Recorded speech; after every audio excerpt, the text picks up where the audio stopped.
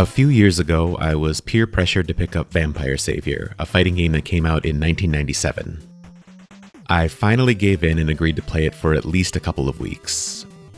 For the longest time, I'd been reluctant to pick up old-timey fighting games because I assumed the player base would be an army of old dudes with beards who had been playing the game for 20 years and would beat me to a pulp. It turns out there are boatloads of both beardy and non-beardy people who are ridiculous at the game. But there were plenty of folks at a ton of different skill levels, and it was surprisingly easy to find other beginners so that I could grind out matches and try to improve. Even though I'd originally agreed to play it for just 2 weeks back in 2022, here I am, still playing it years later with hundreds of hours of online matches under my belt. I'm guessing there are a lot of folks who would never consider picking up an older fighting game, just like me up until a few years ago. While there are some hurdles to clear when picking up an old-timey fighting game, there are also uniquely great things about them. I want to try to convince you that it's worth giving them a shot. Just to set the table, there are factors intrinsic to old games that draw people in. They're mechanically distinct from modern fighting games in a bunch of ways, and aesthetically, for my money, they're some of the most beautiful games ever made, full stop.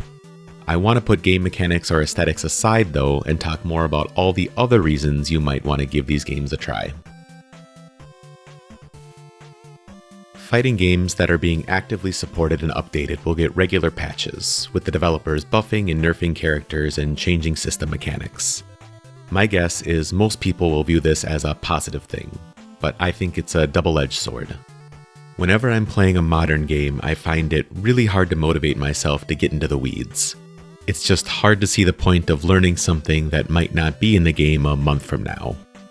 Like, if you spent hundreds of hours practicing free throws and then they randomly moved the free throw line to a different spot on the court, you'd feel like you wasted those hundreds of hours. In contrast, old-timey fighting games just are what they are. Anything you learn will be in the game forever. Modern fighting game patching can also incentivize toxic behavior. Are you struggling with a matchup? You could try to improve, or you could complain on social media and hope they nerf the character you hate so you never have to learn anything. There have also been instances where devs seem to have nerfed characters in response to a specific player succeeding with that character in high-level play. Imagine putting in the work to master a character, winning a tournament, and then having the thing you mastered removed from the game. Developers might reward success by trying as hard as they can to make sure you never succeed again.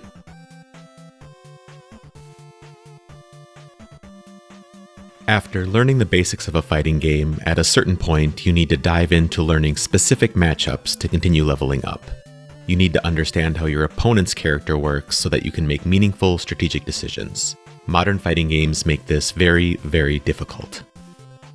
Let's look at Street Fighter V as an example, since it's a game that's reached the end of its competitive arc and developer support has now ended. The game launched with 16 characters, which is pretty reasonable. Then, over the course of 7 years, the game was patched a bunch of times and they added 30 more characters, giving us 46 total. So at the start, you needed to learn how 16 characters worked. Then a patch came and you needed to relearn things about those 16 characters. And then a new season of characters would be released and you'd have to learn how those 6 new characters worked. So when the next patch comes after that, you need to relearn stuff about 22 characters this time around. This will happen over and over and over again. Some patches might be relatively minor, but others might come with 79 pages of patch notes, so it's a lot to keep up with.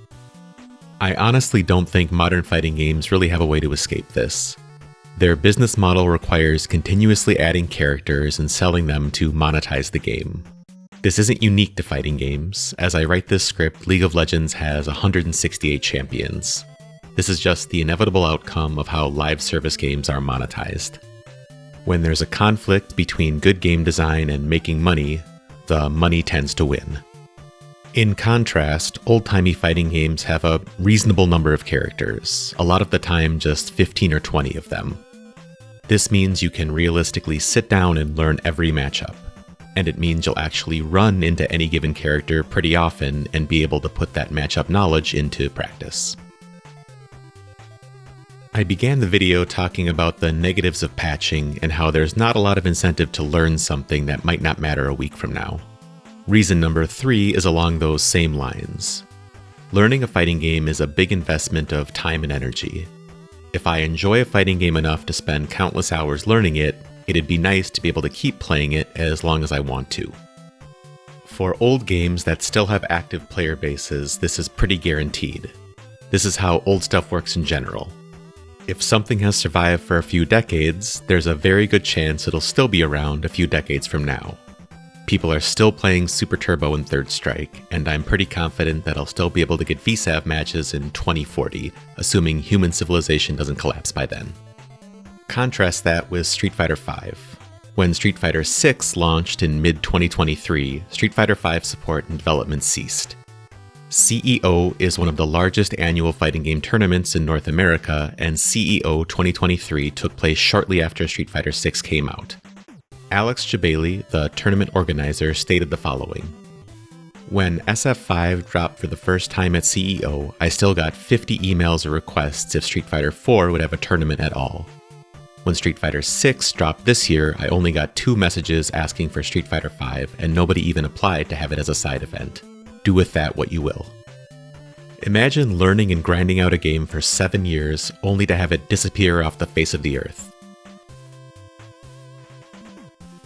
This one might be more vibes than facts, since I can only speak from my personal experience and I'm just one person. But from everything I've seen, retro fighting game communities are super welcoming, both online and at local meetups.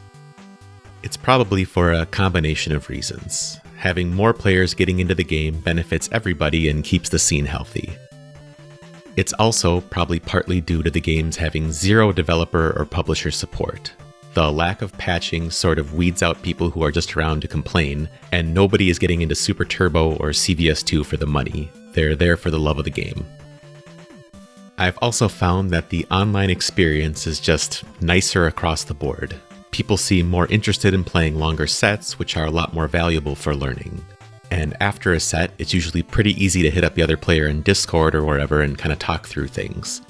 And if you're playing on Fightcade, you can also text chat a little bit between matches.